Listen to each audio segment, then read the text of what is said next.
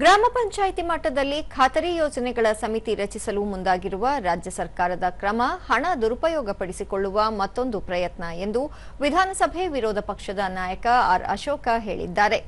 ಈ ಕುರಿತು ಸಾಮಾಜಿಕ ಜಾಲತಾಣದಲ್ಲಿ ಮಾಹಿತಿ ಹಂಚಿಕೊಂಡಿರುವ ಅವರು, ರಾಜ್ಯದಲ್ಲಿ ಹಣವಿಲ್ಲದೆ ಅಭಿವೃದ್ಧಿ ಕೆಲಸ ಕಾರ್ಯಗಳು ನಿಂತಿವೆ.